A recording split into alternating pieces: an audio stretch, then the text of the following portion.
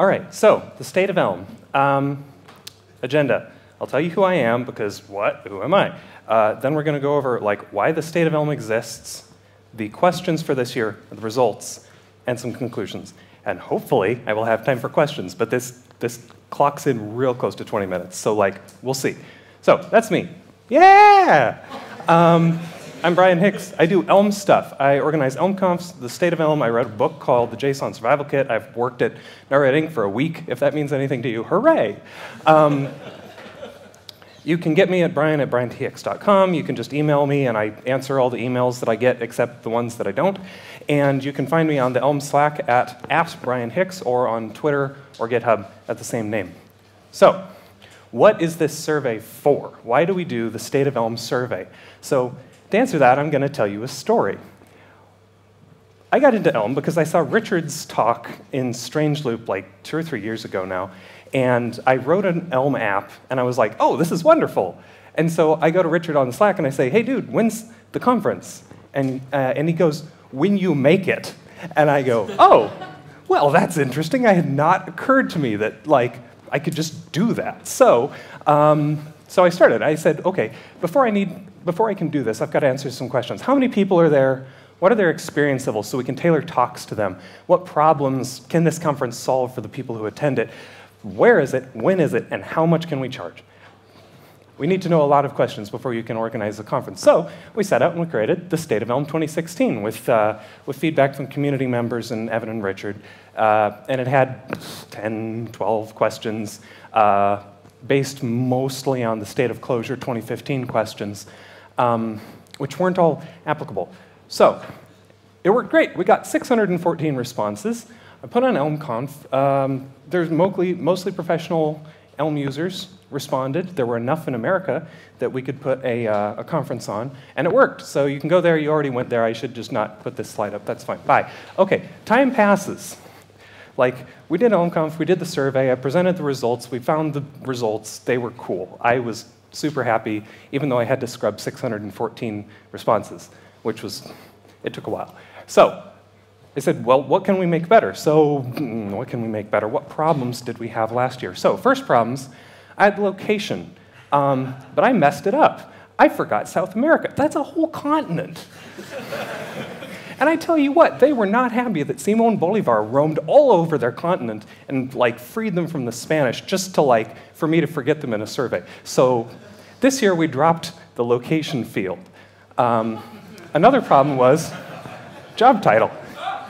This is literally an answer I got. Senior Business Deputy, Second Vice, 4th Level, Prime Enterprise Archon, thrice removed. It's amazing. Like, I got this and I was like, oh man, this is crap, but oh, I'm not even mad. This is amazing. Good job. But we did get bad data. But the other problem was I tried to use the job title to gauge both experience that the company thought they had as well as their role within the company. So are they a front-end, back-end, junior, senior? And it turns out that you can't infer that from job titles. I don't know why I thought you could. And even if you can infer junior and senior, you might say, well, this person is a senior Java engineer. And it's like, oh, great, they have 20 years of experience. Like, they're, you know, they probably might have some issues like picking up FP for the first time. You know, we'll see. Whereas somebody who's used Haskell for 20 years is going to be like, done, we're good, let's ship some stuff, right? So junior and senior don't really have any bearing. Neither does job title, so we dropped it. Problems, pains. We had a list of 10 pains and then an other field. And you could select, what's your top pain with Elm? Things that we thought were pains. And I emphasize, we thought they were pains. But people just answered things. They were like, I don't really have any pains, but this one. And I had a comments field, and they would say, so I don't really have any pains, but I felt like I needed to select one. And I would go, oh, I'll go scrub that now. Because most of the questions were optional, but it wasn't well indicated. So it was too leading. And we didn't find out what people like about Elm. Like, that was kind of duh. So we added that. So 2017 questions. In which domain are you applying Elm? So we'll see responses, but how long have you been using Elm? How serious is your use of Elm? This is an upgrade from last year. So last year we had basically one scale from like, I'm interested in it kind of, what is it, to I'm using it in production at work. And this year we were like, well, there's hobby production uses, there's internal production uses, there's consumer facing, there's I'm not confident yet enough to ship. So we gave that question an overhaul. What is your level of experience with functional programming? This one, last year I had a completely made up scale that ended up with something like 8 monads for breakfast. It was nonsensical. This year it's 0 to 10. What language are you coming from is a multiple choice plain text answer field. Where do you go for Elm news and discussions was everywhere I could find for Elm news and discussions, and then another field in which people put stuff like, I think we had like 2 or 3 Stack Overflow, so hey, good job, Stack Overflow. Do you format your code with Elm format, which is new? Seeing if people prefer or have even heard of Elm format. What do you like the most about your use of Elm, which is new, like I mentioned, and what has been the biggest pain point with your use of Elm, which is now just a plain text answer field. You can put in whatever you want, and some people even put, no, nothing, it's great, which was very encouraging. I have not shown 5 questions. In what industry are you using Elm? Turns out that's irrelevant. It doesn't really predict anything. What is your level of influence within your team? Everybody said 10. Did you attend ElmConf US? Are you planning to attend Elm Europe? I was like, oh, these could be useful, and then they weren't. So, and any other comments I haven't included. I've included some rapturous comments at the end of people who really, really love Elm. But otherwise, people would say, oh, you know, in addition to the things I like this. And I was like, fine, I'm moving it to this column. And they would say, in addition to the things that I have pains with this. And I would say, I'm going to move this to the pains column. So we ended up with people writing comments about the other questions. And so I answered their questions, and I moved around when I scribed. So the results. So last year, recall, we had 614 responses. Could you raise your hand for me if you responded last year? So, wow, that's awesome. This year, we had 1,170 responses. Again? Yeah, thank you. So yeah, we had 1,170 responses. You remember I told you 614 responses took me a while to scrub? 1,170 responses, and 2 of them were junk. Just total people making up. I excluded them from that number because I was like, no, you don't get on my slide, but you get in the mention. So, domain. This is one that we did relatively the same between last year and this year, so I felt that we could compare them. I will make a note about these charts.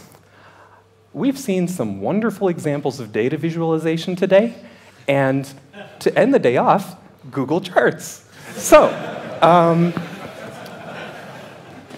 it's like playing a guitar with a broken string. Like it's like, well, this works, but you're not going to play Malagueña, right? So your domain, you got web development. Really, people use Elm for web development. Like, I didn't know that. That's amazing. So proportionally, we had the same number of people. So you remember we had 600-ish, 1,200-ish. So the fact that last year we had about half as many people answer web development as this year tells me proportionally they're the same, like by percent. Games, we have more people using graphics. Games we have less people using this year. Graphics the same, and then we added a couple of categories that weren't there last year, and we didn't have a significant response in the other field last year. So we tend to have this long tail on several of these questions. What's your experience using Elm? This year we separated just started in curious learning. So like, what is Elm versus, okay, I've installed like the editor plugin. What's next, right? So we go, curious learning just started. Hey, cool, I have a laser pointer. Curious learning just started. We have under a year, 1 year through 4 years. So I want to point out that Curious Learning and Just Started combined almost exceed under a year. I'm taking that to mean that we have like a lot of new people coming into the community, which is another thing that I'm finding encouraging. We also have people, you notice how last year under a year was 261, this year 1 year is 230. Hey look, people gained a year of experience. Cool, so we can take that and say 1 year to 2 year, 2 year to 3 years, 3 year to 4 years, 4 years to more than 4 years. Because, like, so there's one person in the room that's used it for, like, the longest, obviously. So, like, I figured, oh man, if Evan answers my survey, he can answer more than 4 years. So each year we do this survey, we'll just have to add another year, I guess. We might end up being like, oh yeah, the 20th State of Elm survey, poof, this question is silly. But for now, it's fine. So the takeaway from this slide is people are staying in Elm, mostly, like 261 to 230 people, 57 to 88 people. It's not enough that the difference in respondents is like a significant percentage difference. So, hey, there we go. People are staying with Elm. That's nice. How serious is your use of Elm? Hey, this is another instance in which Google changed their chart rendering before I saved this image. So it's different than all the others. So 77 people are just tinkering. Some people feel they don't ready for production yet. They're not. Grammar's great. I love it. No Elm code in staging or production, but I feel capable of it in development towards production, in production on a side product, in production at work internal, or at user-facing. So I kind of expected to see this like sweeping, maybe a linear curve, maybe an exponential curve. And we don't. We see a whole bunch of people at like roughly well-distributed across various levels of experience. Like, not a lot of people use it internally or in production on side products, or side projects, but a lot of people are in development towards production or using it in production. And if you correlate, I did some correlations, which I don't have slides for because I don't have enough time, but if you correlate the number, the length of time used and the progress towards production, you get this nice linear thing, where the longer you use it, the more likely it is in production. And I'm not saying that to say, like, keep using Elm, but I'm saying that to say, hey, keep using Elm, it's nice, right? What's your experience with functional programming? 7. You probably answered 7 if you answered the survey. Good job. I thought it was interesting. Nobody says 10. They're like, oh, yes, I am God. I invented the universe with Lisp, right? Nobody answers that. They say, 7. I'm productive, but I'm not like some super person. And I also thought it was interesting on the other end of the scale how people say 0. They don't say, I just have a little tiny bit of experience. They say, yeah, none. So another thing that I found interesting here, the 7 responses. So 7 is the most common among like everybody, the most common, but not by a lot. But on Haskell users, everybody said 7, almost uniformly. Which is like, what? OK. I would have put them more like 8, 9, 10. We'll see. What versions are you using? So last year, we released the survey, and it ran just before 0.17 came out. So the latest version was 0.16. So in this case, we need to compare the 2016 count of 0.16 to the 2017 count of 0.18. With fewer numbers, we need to compare the top green bar to the top blue bar. So we're looking at these and saying, you know, roughly proportionally equal. And people are upgrading at slightly slower rate, but not a whole lot slower. Some people are sticking around on 16, I assume because like signals or something, I don't know. This doesn't correlate well to pains, like for some reason. There's not some top answer why people are not upgrading. They're just, I don't know. So, but then 17 to 18 is roughly the same as 15 to 16. So yeah, most everybody is staying on the latest version of Elm or the second to latest version of Elm. That's fine, right? Language background. Hey, y'all know JavaScript. Another thing I didn't know. So, so JavaScript is first, by head and shoulders above everybody else. Other than that, we have Ruby and Python, which is, oh yeah, let's put those together, that's fine. Then Haskell, then Java. And I was like, Java's 5th? What, really? That's interesting. So then we have Elixir, C#, Scala, Go, C++, a whole bunch of others. There were like, if you look at the whole data set, which would be a really silly slide because it'd be very short, or sorry, very long, you see people down at the bottom putting things like, I use Xamarin, that's my language experience. And I'm like, that's interesting and also not a language. OK, so that is fine, but JavaScript is the most common. There's some correlation between languages and pains, and I will get to there when we get to pains. Watering holes. Almost everybody uses the Elm Slack. If you don't use the Elm Slack, you use the Elm subreddit. And I phrase it like that for a reason. If you have used Elm for less than a year, or you're just curious, you're more likely to be a member of the subreddit. If you've used Slack for more than that period, you're more likely to be either a member of both or a member of the Slack. Did I say that correctly? Basically, the longer you use Elm, the more likely you are to be on Slack.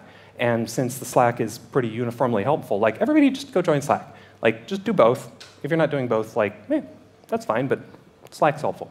I thought it was interesting that Elm Weekly newsletter came in third. 370 people said that they prefer to get their news or do get their news and discussions from the Elm Weekly newsletter. And Philip Poots is here. Could you raise your hand? And has some ideas about the future of Elm Weekly. So if you're interested in Elm Weekly, go talk to him after the conference, and we'll get that raring up again. All right? Twitter discussions, Elm Discuss. The other interesting thing I found was Elmtown Podcast. Look at that. Almost as many people listen to Elmtown as read Elm Discuss. And at this point, Elmtown had, I think, 4 episodes, and it was already almost as many people as Elm Discuss. So, like, good job, Murphy. Keep up the good work. He's not here, but, like, give him a high five on Twitter at Sploding Socks, okay? So, Elm Format. If you haven't heard of Elm Format, like, please go just Google it. It's wonderful. But, only 89 people haven't heard of it, and 150 people haven't tried it.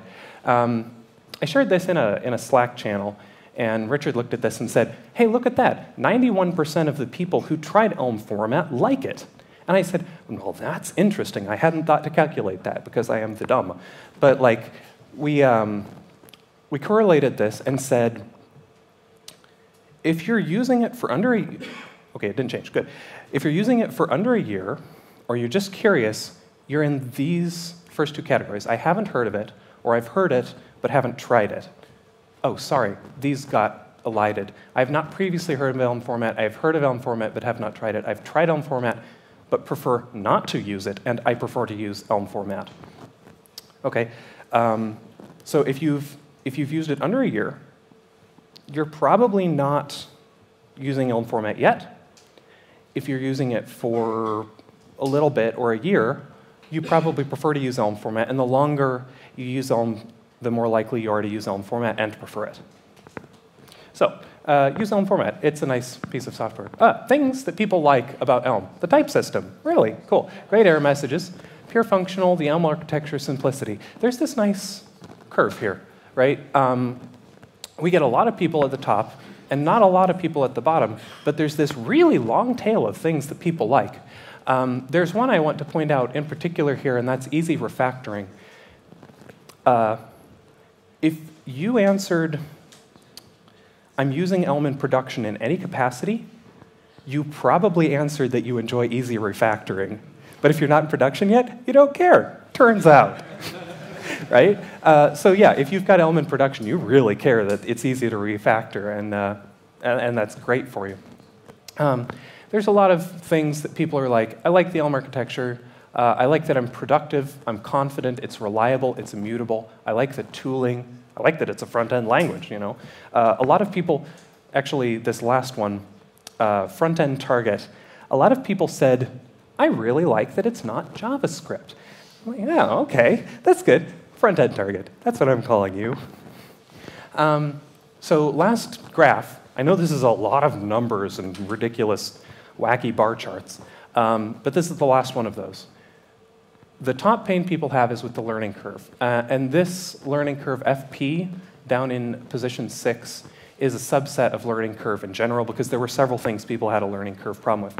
Mostly FP, learning FP, coming from an object-oriented background, as we've seen, probably JavaScript.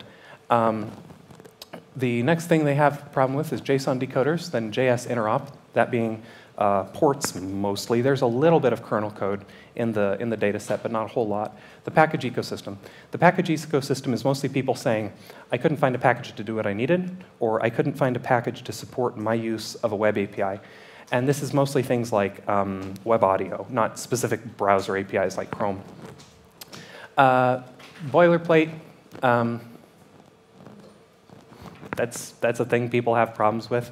Learning curve, type classes. Type classes, as you might guess, is really a popular answer among people with a Haskell background. Right, so It's a bummer to end on pains, so I'm going to go for some comments. Love for Elm. These are things people left in the comments. After 20 years of programming, Elm is my favorite language. Smiley face.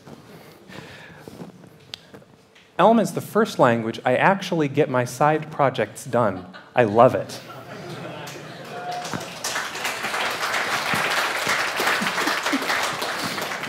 And the third one I have, the Elm Slack is excessively helpful. I love that adjective, or adverb, whatever it is. Can only recommend. Everybody get on the Slack. All right, just do it. So that's the state of Elm data. I have some just big picture conclusions to draw, and then I'll leave you. Okay, so takeaways. Like this, I love this font. If you rated yourself 2 or lower for FP, you're probably not in Slack yet. Get in Slack. If you're not in Slack in general, get in Slack. As the comment says, it is excessively helpful. All right? You'll have good results going in Slack, and you can ping Noah if you don't believe me, right? If you're not listening to Elmtown yet, you should probably start. There's a lot of good episodes there. Evan did a series on the history of Elm and design decisions that are really good listens. So they're very good. If you don't like them, I mean, that's too bad. But give it a try. Upgrading Elm looks difficult, but you can do it. I'm saying this not in the I'm denying your blocked sense, but in the I believe in you. You can do it, right? It's sometimes a big time investment, but being on the latest version gives you a whole lot of advantages. Give it a try, right? The statistics show that you will probably be able to do it, just based on the fact that 0.16 is almost not in use now, and 0.18 is just a year later. If you want an Elm event or group near you, start one. This is a bit of a flippant response, I acknowledge, but there's a ton of people who said, I want an Elm group near me. And I'm like, oh, that's nice. Well, you know Elm users near you. I wonder what you could do about that. So, to that end, and to make this less flippant, I have an offer. If you're leading or doing or considering doing a community Elm thing, so conferences, meetups, organizational anything, email me, use this data. Look at this slide deck, which will be on speaker deck, and there's a URL in the next slide. Email me, my email address is up there, and I can run queries for you or give you an anonymized and scrubbed version of the data set. I'm not going to release the full data set because it's got people's emails and raw responses that have their actual answers. But I will give you a scrubbed data set. It's just use this data. This is about the community, so the community should be able to use this data. And I'll do it in a way that preserves everybody's anonymity. It's a word I have trouble with. So anyway, questions, and thank you.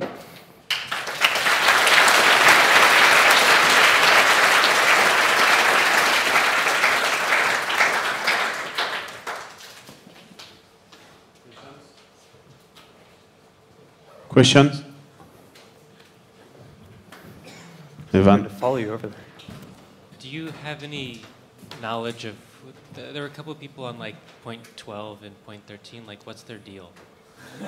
So the people on 0.12 and 0.13 are just a big bag of mystery, aren't they? I have to assume it works because they compiled it once and it's still running. My impression is that, especially if you're consulting and you're using Elm, if a client's not paying you to upgrade, you're not upgrading. Yeah. But I could be wrong. I can find that out for you by just looking at the data. Yeah, I'm just kind of curious if it's a good reason. If it's a good reason, because I don't know how many consultants there were. In 0.12, yeah, you make a good point. Because I forget which one we got virtual DOM. I assume. Yeah, so I don't know. I'd be curious about that. Maybe it's just people who are I really like Mario. I'm going to keep this one around. Yeah. Yeah. All right. Sorry, I'm used to pointing to people at user groups. Hi, Brian. Hi. Ooh. That was quite loud. God, is Hi, that Brian. you? Thank you for the talk. Do you have any ideas about the people who don't like to use Elm format? What are their reasons? They just said they don't prefer to use it. I'm sure you can actually go on Elm Discuss or the issues on Elm format and see the reasons that people have for not using it. A common complaint is that it makes the files very tall because it adds extra white space between functions. That's just what I've heard personally. We didn't ask, why don't you use Elm format? And we may do that. Did I check for a correlation between Elm format and other background stuff? The answer is yes, but there's not a great correlation in any of it. So, do you have a sense for where in the world or which cities are is Elm the most sort of prominent? Yeah, where do we have hotspots? So major cities, London, Berlin, Paris, and then just different places that are tech hubs in the United States. So there's not a lot of like surprising data there. Looking, again, we didn't ask the location question in this year's survey, but I had Google Analytics on the forum, and so I could see people who were visiting it. I figured that was more accurate, and I could get a gestalt picture of it, if not, at a row level. So it's mostly tech hubs. There's people all over the globe using Elm, but there's no like really surprising hotspots. I'm sorry, could you repeat the question? Are there places where it's surprisingly missing? Not that I noticed. I could probably have another look at the data with that particular question in mind, and I might be like, huh. But not that it just jumped out at me. And again, I'm obviously not great at geography, so. So I have myself a question. Oh, okay. Because we are here together, so with you, what would be the most interesting question you would ask for the next survey next year, and that you didn't ask? So this year's survey, so next year, we will probably add some of the questions that we dropped back in better forms, improve the expectations and the phrasing of the questions, and look at what we want to get out of the survey, and then add questions based on that. There's not something that I'm just like have a burning curiosity about at this point. I mean, we'll probably get to like October or November of next year and just be like, let's see, what should we ask?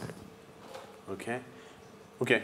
Yeah. So, but here in the assembly, would someone have an idea of a question? Yeah. I'm hearing a lot of questions now that I think I could probably get more detail on. Yeah. Something along the lines of, when faced with trying to advocate for Elm in a business, what are the main counter-arguments you get? Yes. So we had a question that was called, what level of influence do you have within your team, that was designed to measure that, and it didn't measure it well at all. So yeah, that's one of the improvements. Tupo, I think we had somebody over here next. No, not like don't take the mic from him, but like after. He was there. Yeah, okay, cool. Sorry, please go ahead. I had another, that's really loud. I Yeah, had right. another idea for a question, which is, are you using native modules, and if so, what for? Are you using native modules, and if so, what for? Yeah, that would be an interesting question. I imagine that there's this, that one, package ecosystem. 84 people answered things, and they have, I actually separated that into the APIs that they wanted to be supported. So we actually do have some expectation of what people are using ports or kernel code for right now. We might add that as a separate question, yeah. Yeah, actually, I have a question about tooling, about code source editors and plugins to handle the Elm language. It's an idea about a question to ask. Yes, that's a really good point. We had a question about IDEs, editor tooling, and build tools last year. And this year, I had 14 questions already, and I was like, it's a little long, better drop the one. So we didn't have it. Yeah. One last question.